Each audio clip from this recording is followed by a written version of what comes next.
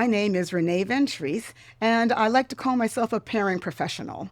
By day, I pair my clients with their ideal collaborators and other businesses, and by night, I pair wine with life and beautiful experiences beyond the bottle. Amazing. I'm fascinated. Now, take me back to how you got started in all of this. Tell me how you got to where you are today. That is such a crazy, winding journey. I was in the military, in the early 90s, and found out very quickly that I had entrepreneured myself out of being in the Navy. Fun fact, the military doesn't care about your ideas or creativity. They want you to follow, orders. So I learned how to be a good sailor, a good, follower, but also learned a lot about leadership. And so as life went on, started the Cork and Keg Tours was my winery and brewery tour company. During the shutdown during 2020, I became a mentor to other entrepreneurs since I wasn't able to do tours. And that mentoring led into becoming an actual business coach. So I trademarked my company called BizLationships, which is mutually beneficial business relationships that generate revenue for both sides. So BizLationships are really what I try to put together for my clients, help them to see beyond the four walls that they consider their business in and crack a wall open and give them a window to find a new audience and learn how to connect with them through community and relationships. So that's where the mentoring came in. The wine, once I realized that I had a palate for wine and was able to pick out things in wine that had nothing to do with fruit flavors, I figured maybe it was time to work on becoming a sommelier. So I got certified, got hooked up with some really great organizations, did virtual tastings for almost 100 people several times over the years, and it just kept on growing. So then I trademarked Wine O'Clock. So it's always wine o'clock somewhere if I'm in the room.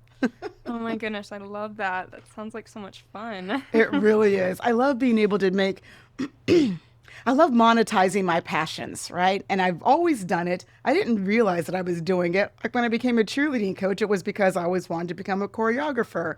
And when I started working in luxury travel, well, it's because I absolutely loved traveling and loved helping other people to find their ideal vacations. So I guess when I look back at my life, I've always found a way to make money doing what I love. It's a good thing I don't love cocaine. Hey, I hear you. But I love the point that you made. You got one life to live, so live it. Doing what you Absolutely. love. Yeah, yeah. I mean, it's not always easy. Excuse me. I didn't have a lot of choices, for many, many years. I went into the military after high school because there was no way we could afford for me to go to college. I'm number 5 out of 6 kids, so college really wasn't an option. Plus, I was kind of sick of it, didn't really want to study anyway. So I went right into the service. Being enlisted in the military, you make absolutely no money. So you have very few choices, very few options. But as my husband and I, got older and got out of the military and started working on our lives together, we started to make decisions that could lead us. What do we want in 5 years? Let's live our lives right now toward that goal. What do we want in 10? Let's live toward that goal. And so now in our mid 50s, we've actually been able to achieve a lot of our goals. And now we can live life with a few more options than before. And being able to lean into wine, writing my best selling book, all of this came because we came from very humble beginnings, made very calculated decisions on how we wanted to succeed. And then we went for it. That's wonderful. I'm excited to learn more. Thank you. So, you built your career around connection, creativity, and community. What does authentic connection mean to you in business and in life? They are very similar in both. It's more about listening to who you're with than talking about who you are. No matter what kind of situation I'm in, I'm always more about what I can do to make that other person feel comfortable or what it is that they're looking for out of the conversation. Is it just having fun and learning about wine at a party? Or is it someone struggling with their business and just needs someone to hear them and know, where they are and meet them there? Yeah, being authentic to me just means listening to other people and giving any answers you can that may be able to help them. I've also learned to never try to be like anybody else who's in the room just because maybe I respect them or they're doing really well. Maybe I should not so much mock, but maybe I should imitate their style, or maybe I should tone down my energy because everybody else is low energy, or maybe I should dress a little bit less flashy because everybody else is in suits and plain colors, and I'm like, nah, I'm just gonna be me. If they invited me into that room, they knew what they were getting, and who am I to not give them that? So, yeah, authenticity really comes from listening to the other people who you're talking to who are looking for something from you and giving them the best that you've got for them. Absolutely. I think there's some really great advice in there that you're giving about authenticity. Yeah, and I wrote a blog about it once. On my website, I have a blog and a podcast called Start Whining. And in my blog and my podcast, I talk about, I was going to make fun of all this. Why is everybody trying so hard to be authentic? You're just being authentic by being you. But then I thought back to my childhood and I thought back to how girls weren't supposed to talk about themselves. It wasn't ladylike. And how don't speak until spoken to. And you should say things that make everybody else feel comfortable, even if it's not what you really want to say. We're brought up not to be authentic. So as I was writing this blog, written ready to trash everybody who didn't know how to be authentic, I was like, oh my gosh, I went through that same thing. So I think it's really important for people to understand it's okay to question authenticity, since a lot of us weren't raised to even behave that way. Exactly. Well said. Yeah. From growing a local division to 2 million in revenue to selling your own award-winning tour company, you've reinvented yourself multiple times. Mm-hmm. What do you think fuels your ability to evolve and thrive? Ooh, that's kind of an easy one. It's all the split personalities in my head. No, seriously though, sorry. I think it's because I'm not one-dimensional and most people aren't. Now, I'll give a comparison. My husband has always had one goal, one thing he wanted to do, one way of living, and he's so happy in that. He's very target focused. He's like a smart bomb of a human being. I am more like a rifle, full of scatter shot. There's shotgun spray everywhere with me, and all of that makes me happy. Drives him nuts. Not being able to have one thing to focus on makes him absolutely insane. Like, okay, this is just too much. For me, I'm like, I can't do just one thing. I love all these little things that represent me. So I think the biggest thing was prioritizing which one fit in that moment in my life. When my son was young and I wanted to stay home with him, doing direct sales was the thing. When he was older and he was in school and I got a part-time job, but I was home by the time he was done with preschool, that was a thing. So I always was looking at what's going on in my life and which version of Renee fits best for that. And now in my 50s, it's great to be able to focus on what really brings me joy. And so, yeah, when I built that company to 2 million in revenue in that one division, it was incredible. My son was in school. I was still able to work from home. And when that ran its course and I was able to get more into wine and my own entrepreneurial journey, my husband was right there for me, and we just made decisions that made it possible for me to be myself. So I think it was really just making sure that I took everything into stock. What was going on in my relationships, my son, my husband, my family, my dog. What was going on with me? Did I want more school? Did I want to get a certification? Did I want to travel? What was I looking for? And I made all of those decisions, including him, including my son. And then we all worked together to make sure that I stayed happy. But you know the saying, if mama ain't happy, no one's happy. Ain't no one happy. See, the age gap does not make a difference. You know exactly how the world works. Thank you. I appreciate it. Absolutely. And I love how you touched on having that support system at home and just how much that can help you flourish in so many different ways. Absolutely. It's not easy for my husband living with the serial entrepreneur, being a type A. You work 20 years, you get the gold watch, you retire and, play golf and boat into the sunset. To live with someone who was a squirrel, who I have Jack Russell energy all the time, just like our 19-year-old Jack Russell. So I'm a lot, right? And I know I am, but being able to channel it really did help him to be able to understand me. And it also helped me to sometimes back off for him. So he actually really helped me to settle into just doing one thing and then connecting my mentorship and my wine. Now I mentor women in tourism and women who want to get into wine. So I'm able to scratch all these itches without making him crazy, seeing me flitting from this thing to that. But that calm that he brings also gives me a different type of energy to really focus on what I want to do. And it's part of why I become more successful is because I didn't just move on to the next thing or the next thing. I actually took those things and evolved them and grew them and made them into something bigger and more beautiful instead of a bunch of different things. So it's really You don't know what you don't know. And when you have people around you who are different, when you diversify where your advice comes from, where your support comes from, you start to become more well-rounded, both personally and professionally. It's really hard for me to separate my professional life from my personal life because I'm the same in both instances. And it's just a matter of which one is getting their priority in that moment. What you see is what you get, What right? you see is what you get, So That's awesome. yeah, and it makes it really easy to be myself, both in business and my personal life, because I've made who I am a part of my professional brand. Amazing. I love it. Looking back, what's one defining moment when you realized that connection, not just strategy, was the real key to business success? This goes all the way back to when I was working for the pet sitting dog walking company. We had no money for advertising. Advertising was so expensive. It was hit or miss. We had taken out some ads, that just weren't doing anything. And I was like, you know what?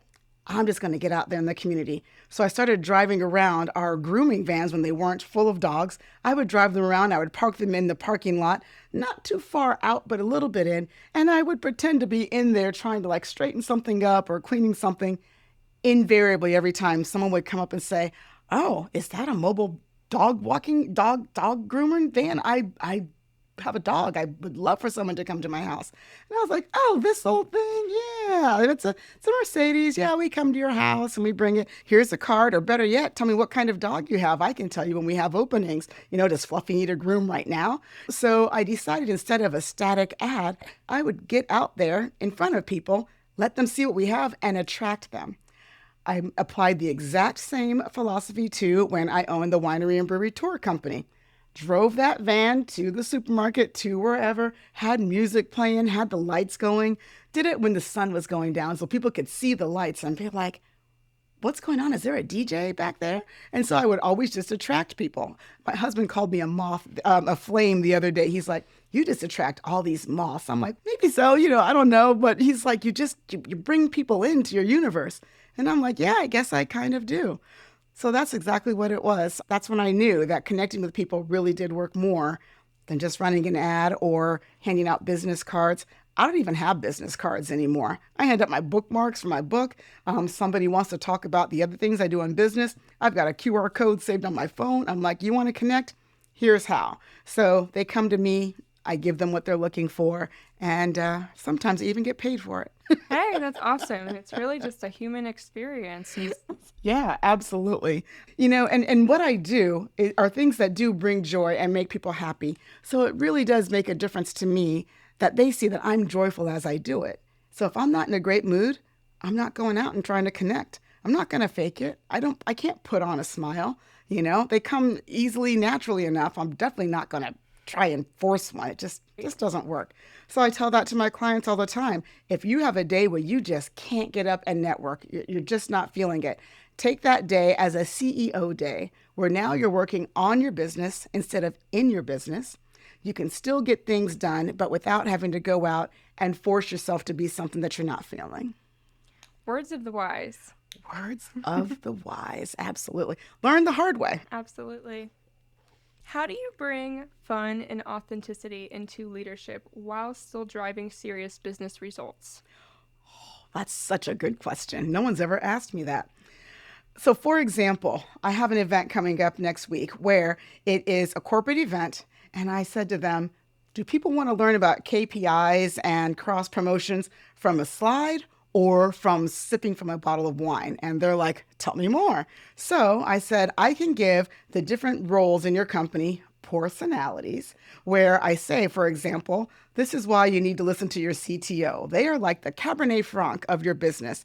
They are the structure and the backbone that are necessary for longevity of that wine. If you only put this grape in there, it can be great for a couple of months, maybe even a year or two. But without that foundation that your CTO makes, just like that foundation Cabernet Franc gives wine, the wine falls flat within several years. So if you're looking for your company to really succeed, think of your CTO as your Cabernet Franc, listen to what they say, and your business will have longevity for 20 years to come, right? Mm-hmm. So things like that. So I put wine and sometimes if they want bourbon or beer, whatever they want, I'll put any drink in front of a crowd and give it life and compare it to what they're dealing with. So when I did that for a cybersecurity company, I did that with like the bad guys and the good guys and the breaches and all of that.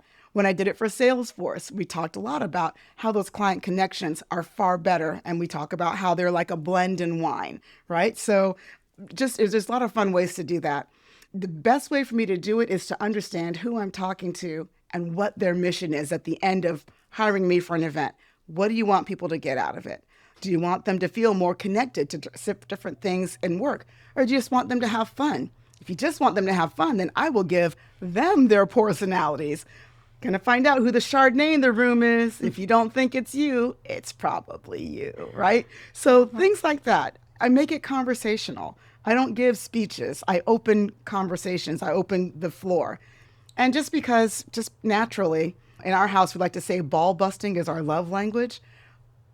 Making fun of, a situation, making light of a situation is how we get through life in my family. So I just apply that to everything. I need to make sure I know what their level, how much they can take. Like, look, I'm an ex-sailor. I will drop the F-bomb without even thinking about it unless I really know my group is very conservative, So, yeah, so I just I get to know who I'm talking to and then I let it fly. Awesome. Yeah, I think there's always a way to relate to somebody, and you taking that philosophy with your knowledge of wine into what they're doing. I think it's just a really cool technique you have. Thank you. Yeah, and I've made it into it's the first book came out, Poor Relationship Choices, POUR. So now it's going to be a series, and one of the books in this series is going to be called Nobody's Perfect. So it will talk about all the great things about somebody, and then it'll be like, but beware, these are some of the things that might be pitfalls.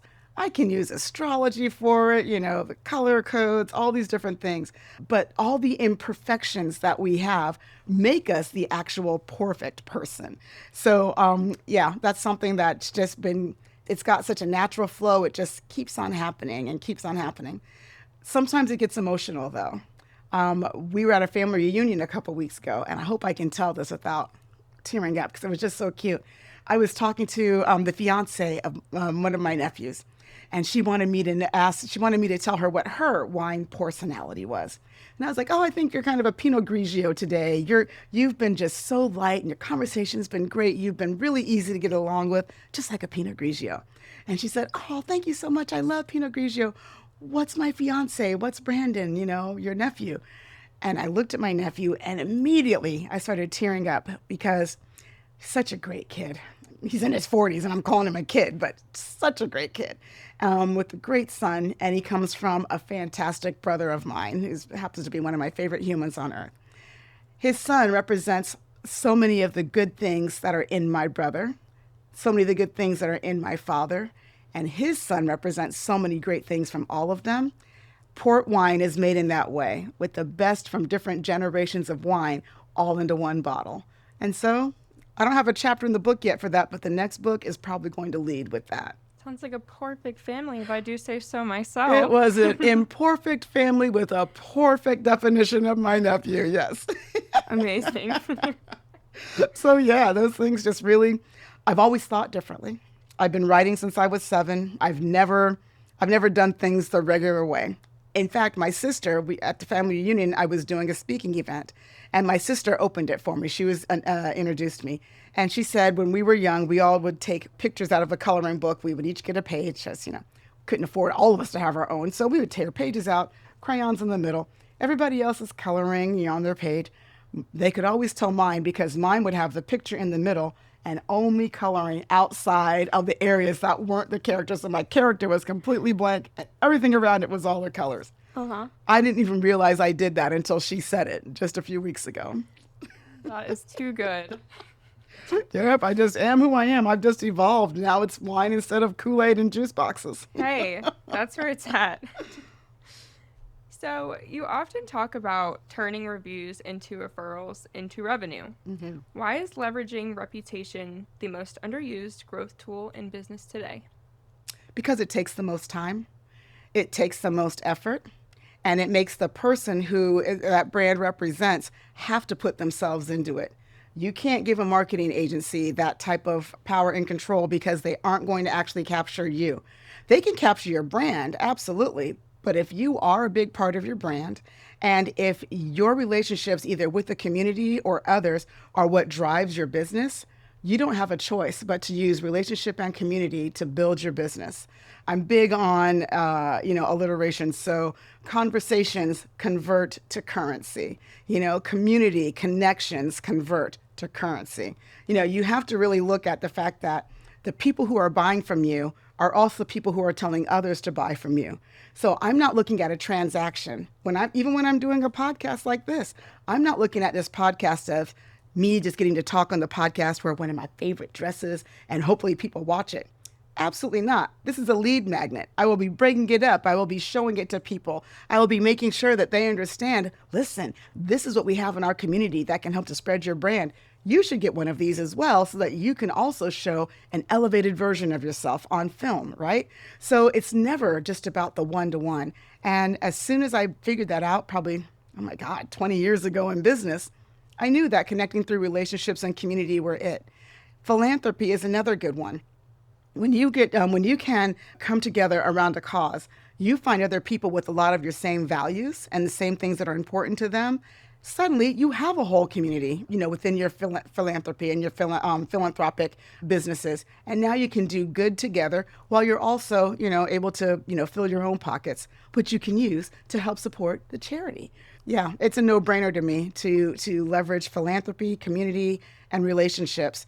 And then you get those referrals from those folks. You get repeat business from those folks, and they tell others. I spent less than $200 a year in marketing, and still to this day, I spend very, very little money on marketing. I put it into philanthropy, I put it into relationships, and I put it into my community. That is super inspiring. Thank you. And looking ahead, what's your vision for Wine O'Clock, your podcast, and your BizLationships community over the next few years? Yeah, they're all going to grow right along with each other. I think the BizLationships it's going to be less individual coaching and more workshops and, speaking from stages. I can have a bigger impact then. And also, as I start to retire, I'm not going to want to be on the phone with somebody every week. So I will definitely be changing, that into coming down a bit. As far as the wine goes, I'll be writing another, series of wine books. I've got 3 in the hopper so far. I'll be writing more. I'll be doing more events where I help people to pair wine with things they don't necessarily think would actually work, getting them to expand their palates. I guess I just really want, as I go forward 5 years from now, I want people to think of the way that I create wine pairings and create wine experience to be the standard, and not something that people are like, wow, I've never heard of this before. They're going to know that Wine O'Clock with Renee Ventrice was where they started pairing, wine with fire pits, wine with ski boots, wine with, with vacations, or wine with business events. So yeah, I am going to become a household name in 5 years, whether it's between wine, BizLationships, and they're all just going to wrap up together. I have all the faith in you. I've no doubt in my mind. Thank you. Yeah, I see it. Do you want to hear something great? Gary Vaynerchuk, big guy in business and entrepreneurship, super successful, wine and business as well. So 6 years ago, he made a post on LinkedIn, and it said, in 10 years, where do you want your business to be?